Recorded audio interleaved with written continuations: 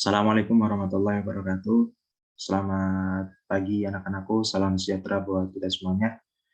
Alhamdulillah, pada kesempatan kali ini kita telah dipertemukan kembali dalam mata pelajaran Pendidikan Budi Pekerti, pelajaran keempat, yaitu kelas 6, dengan tema atau dengan judul Menjaga Ketertiban Umum. Nah, sebelum lanjut ke materi atau inti permasalahan atau inti materinya, terlebih dahulu kita harus paham apa yang akan kita pelajari pada kesempatan kali ini, tujuan pembelajarannya itu apa saja. Ya, jadi kita lihat dulu apa yang harus kita pelajari pada kesempatan kali ini. Yang pertama-tama, itu kompetensi dasarnya itu memahami pentingnya menjaga ketertiban umum. Selanjutnya, menceritakan pengalaman menjaga ketertiban umum.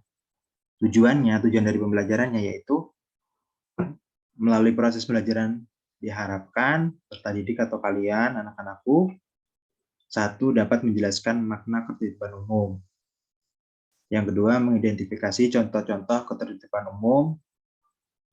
Yang ketiga, menjelaskan cara menjaga ketertiban umum.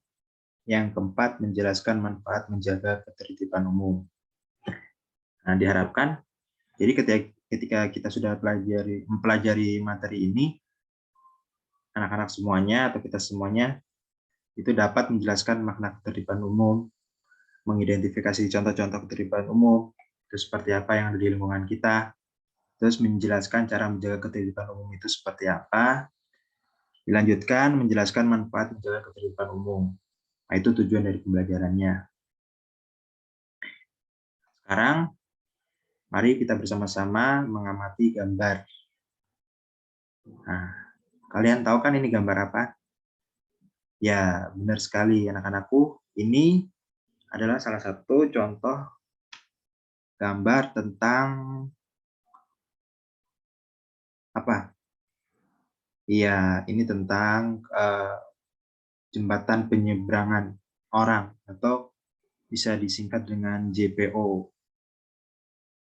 Nih gambar ini nih, ya kan, ini JPO, jembatan penyeberangan orang. Kalian bisa bayangkan bagaimana kondisi jalan raya jika para pejalan kaki menyeberang di seberang tempat dalam kondisi padat lalu lintas. Kalian bisa bayangkan kan? Nah, ini sangat dibutuhkan sekali jembatan seperti ini. Tujuannya apa? Untuk menjaga keselamatan bagi pejalan kaki, ya kan? Tuh, agar terhindar daripada kecelakaan. Nah, kalau tidak ada seperti ini, biasanya adanya zebra cross, ya kan? Tuh, jadi kalian itu kalau menyeberang itu dalam rangka untuk menjaga ketertiban umum, ya harus sesuai dengan zebra cross. Terus kalau tidak ada zebra cross, biasanya ada jembatan penerbangan umum. Nah, ini biasanya di tempat-tempat atau di lalu lintas yang padat dan yang ramai, gitu.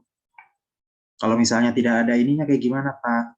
Nggak ada zebra cross-nya, nggak ada jembatan penyeberangan orangnya.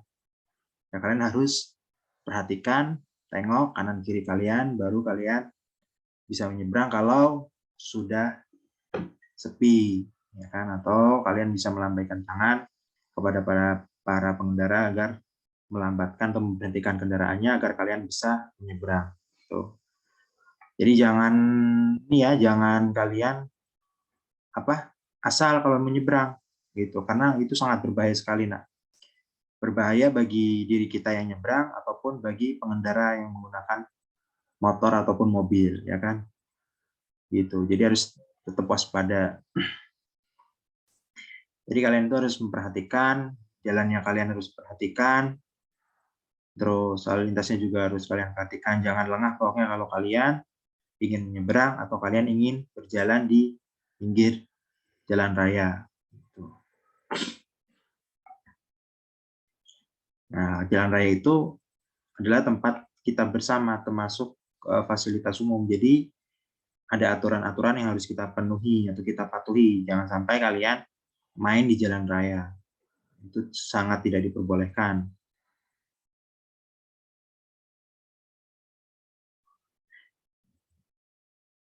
Ini kita baca bersama. Zebra cross dan jembatan penyeberangan adalah salah satu fasilitas umum yang disiapkan untuk mengatur ketertiban di jalan raya.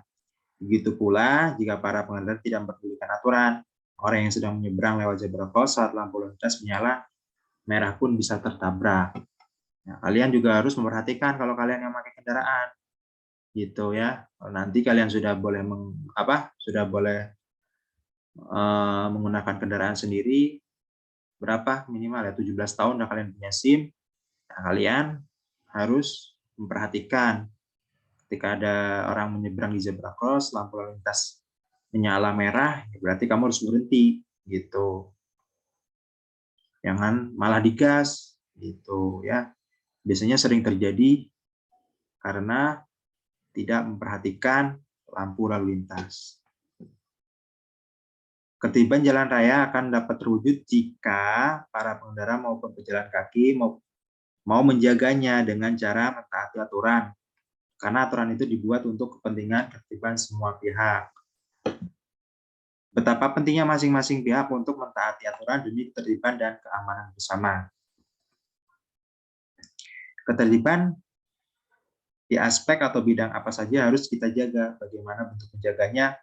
Ya kita pelajari bab ini dengan seksama. Makanya disimak ya sampai selesai.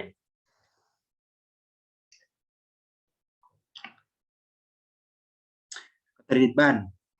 Ini kita harus tahu nih apa arti ketertiban. Pengertian ketertiban umum. Ketertiban sendiri adalah kata yang berimbuhan, yang mana kata dasarnya adalah tertib. Dalam KBBI apa atau enggak? Kamus Besar Bahasa Indonesia, tertib artinya apa? Teratur atau menurut aturan atau rapi. Tertib juga berarti sopan dan aturan, sedangkan ketertiban artinya peraturan dalam kurung dalam masyarakat dan sebagainya, atau keadaan serba teratur baik. Nah, jadi apa ketertiban umum itu apa? Suatu keadaan di mana pemerintah dan rakyat dapat melakukan kegiatan secara tertib dan teratur. Terus tujuannya apa untuk menjaga ketertiban umum itu? Satu, untuk mendorong terwujudnya masyarakat yang tertib dalam menjalankan kegiatan atau usaha. Mewujudkan rasa aman, tenang, tentram dalam kehidupan bermasyarakat. Kalau kita semua tertib sesuai dengan aturan yang telah disepakati, yang telah dibuat oleh pemerintah, maka kita akan merasa aman, tenang, dan tentram. Terus membiasakan hidup tertib sehingga menjadi karakter positif dalam kehidupan bermasyarakat. Jadi ketertiban itu bisa menjadi karakter yang baik bagi kita di lingkungan masyarakat. Caranya gimana? Ya ini, membiasakan hidup tertib. Jangan sampai aturan-aturan yang ada di masyarakat kalian tidak mematuhi. Gitu. Ruang lingkup ketertiban umum dan cara menjaganya. Ketertiban umum perlu diterapkan di semua ruang lingkup kehidupan. Nah, berikut adalah contoh tata tertib dalam beberapa aspek yang diadaptasi dari peraturan daerah atau perda daerah tertentu. Secara umum bisa diterapkan juga di daerah yang berbeda karena mengacu pada nilai-nilai universal atau nilai umum. Di universal itu umumnya aku tertib di jalan raya. Ini harus kita pahami bersama. Tertib di jalan raya itu seperti apa? Di jalan raya, terutama jalan raya, ada etika, ada aturan yang harus kita taati demi menjaga ketertiban. Di antaranya adalah sebagai berikut. Setiap pejalan kaki wajib berjalan di tempat yang telah ditentukan sesuai dengan ketentuan peraturan perundang-undangan. Jalannya di mana? Ya kan, ya di pinggir-pinggir itu, ya kan, di trotoar kita tempat jalan itu. Nah, jadi trotoar itu adalah tempat kita berjalan, bukan tempat motor lewat, bukan tempat pedagang, bukan. Trotoar itu adalah tempat untuk pejalan kaki yang disediakan oleh pemerintah atau pemerintah daerah. Setiap orang yang akan menyeberang jalan wajib menggunakan sarana jembatan penyeberangan atau rambu penyeberangan atau zebra cross yang telah disediakan. Tuh, setiap orang yang akan menumpang kendaraan umum wajib menunggu di halte atau tempat perhentian yang telah ditetapkan. Jadi, setiap orang menumpang kendaraan umum wajib menunggu di halte atau tempat perhentian yang telah ditetapkan. Misalnya, ya kan, dekat kita ada busway, ya kan, kita harus di mana menunggunya? Ya di haltenya, gitu. Bukan di pinggir jalan umum, itu bukan, itu salah, ya. Itu. Setiap pengemudi kendaraan umum wajib menunggu menaikkan dan atau menurunkan orang atau barang di tempat perhentian yang telah ditentukan. Jadi pengemudi kendaraan, ya kan, kendaraan umum itu wajib menunggu atau menaikkan atau menurunkan orang atau barang pada tempat perhentian yang telah ditentukan. Setiap pengemudi kendaraan umum harus berjalan pada setiap ruas jalan yang telah ditetapkan. Tuh, itu tata cara tertib di jalan raya. Sekarang banyak tuh kan, kita lihat teman-teman kita, anak-anak seumuran kamu, kadang jalan di pinggir jalan gitu, rombongan, jalan raya umum, itu berbahaya sekali, nak. Gitu, bahkan kadang ada yang memberhentikan truk gitu kan. Nah, itu kan bahaya sekali. Nah, udah banyak korbannya. Nah, jangan sampai kalian ikut-ikutan karena ingin tren gitu kan. Kan banyak yang seperti itu. Nah, jangan ya. Gitu. Itu adalah sesuatu yang bodoh dan tidak perlu dilakukan dan harus dihindarkan. Kalau teman kita ada yang seperti itu ya kita kasih peringatan. Gitu. Jangan gara-gara kayak gitu kan sudah banyak yang makan korban, bahkan ada yang meninggal gitu. Bahkan ada yang patah tulangnya gitu. Kan itu sesuatu yang sangat merugikan kita, nah, gitu. Termasuk merugikan juga siapa? Yang bawa mobil. Ya enggak? Iya. Jadi yang bawa mobil kan dia juga sedang mencari nafkah, mencari rizki untuk keluarganya, ya kan? Jangan diganggu gitu dengan kegiatan-kegiatan yang tidak penting seperti itu. Ya, kan sekarang juga ada kontennya itu di YouTube. Nah, itu saya berharap banget itu bisa dihapus oleh YouTube atau kalian laporkan kalau kalian mungkin lihat konten-konten yang seperti itu. Itu karena itu akan mengajari yang lainnya akan ikut-ikutan gitu. Karena menganggap itu keren padahal tidak sama sekali. Gitu. Kalau kalian mau bikin konten di YouTube ya misalnya tentang pelajaran gitu ya. Tentang puisi, kalian baca puisi gitu. Mungkin kalian bisa punya keahlian apa gitu, kalian masukin ke YouTube. Jadi yang bisa bermanfaat. Kalau bisa yang bisa mengajari atau mengedukasi orang-orang yang butuh konten seperti itu. Ya pokoknya kalau ada konten-konten seperti itu kalian jangan ikutin. Selanjutnya tertib berjualan. Nih, tertib berjualan itu kan kalau kita lihat orang kadang berjualan itu di tempat-tempat di fasilitas umum, ya kan? Seperti di badan jalan, artinya di trotoar, di pinggir jalan, di atas saluran air atau irigasi, di jalur hijau misalnya, di taman, di hutan kota, di alun-alun, ya kan? Dan di bawah jembatan, tol gitu kan, di penyeberangan, ya kan? Yaitu adalah fasilitas-fasilitas umum untuk pejalan kaki sebenarnya gitu. Itu tidak dianjurkan untuk berjualan di situ karena itu adalah tempat fasilitas umum, bukan tempat untuk berjualan.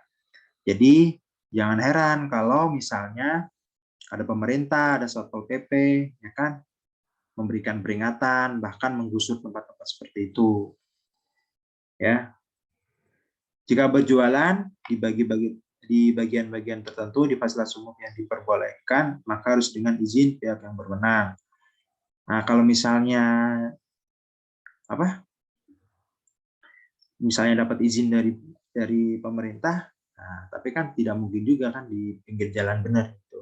Di tempat-tempat tertentu sekarang juga kan banyak sudah pemerintah yang memberikan fasilitas-fasilitas yang khusus untuk berjualan gitu. Jadi ditempatkan di suatu tempat, di situ kita bisa ya kayak taman jajan gitu.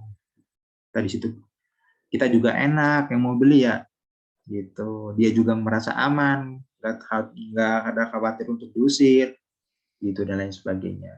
Ini tertiban dalam berjualan. Kalau di rumah gimana ya? Di rumah sendiri ya terserah kamu gitu mau jualannya, gitu ya. Yang bakal digusur sama misalnya pemerintah atau Satpol PP. Selama jualannya jualan yang benar. Yang ketiga, tertib berparkiran. Tata tertib yang harus ditaati di perparkiran atau di tempat parkir diantaranya adalah setiap kendaraan wajib parkir di tempat yang telah ditentukan. Kalau kalian ya kan berpergian di suatu tempat, misalnya ada tempat parkir, itu lebih baik diparkirkan di tempat parkir, gitu kan? Karena sekarang kita kan lagi rawan-rawannya juga, atau mungkin karena kita nggak mau parkir dan lain sebagainya, kita nggak mau apa? Mungkin karena malas mengeluarkan uang 2.000 untuk parkir. Tapi kan resikonya kendaraan kita kan kalau tidak di tempat parkir biasanya hilang, gitu. Karena sekarang banyak yang pencurian kendaraan bermotor. Kalau bisa kalian tambahin lagi tuh kalau nanti misalnya selain di tempat parkir kalian juga harus tambahin kunci tambahan, misalnya pasang gembok anti maling, pasang alarm gitu ya. Gitu. Karena kendaraan kita ya kita sendiri yang menentukannya, gitu. Kita sendiri yang harus menjaganya.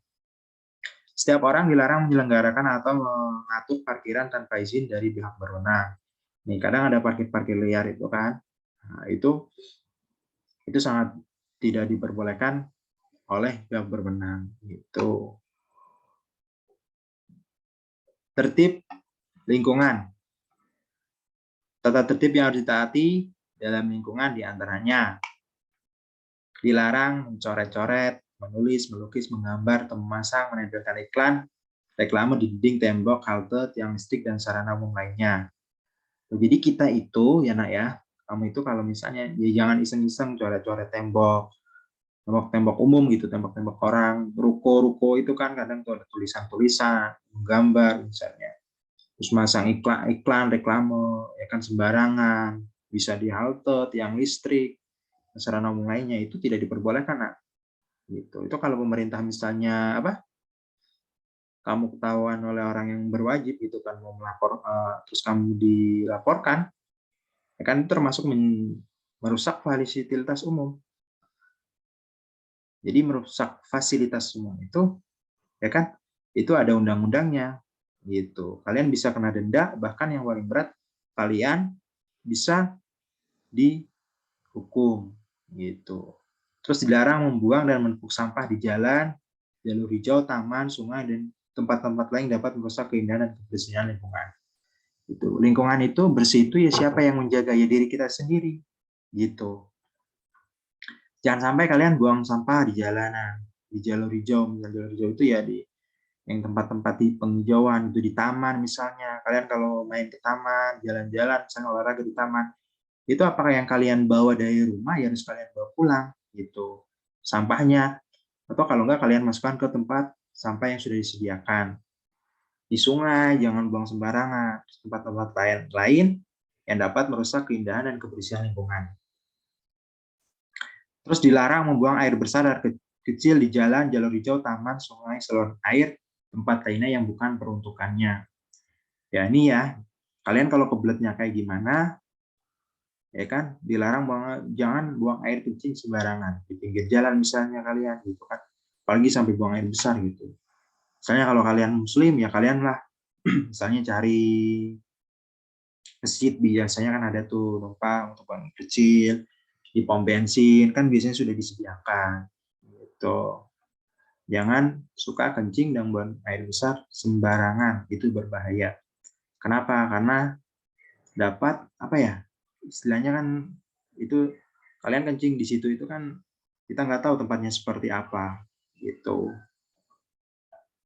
Terus keadaannya seperti apa? Nanti takutnya di pinggir jalan lagi kalian kan gitu.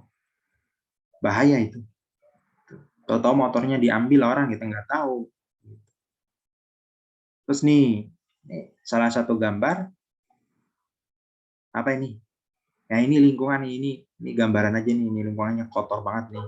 Karena apa? Karena kali kita itu dibuang sampah sembarangan tuh. Ya, kalau dari tempat sampah kita masukkan ke tempat sampah, jangan kita buang ke kali.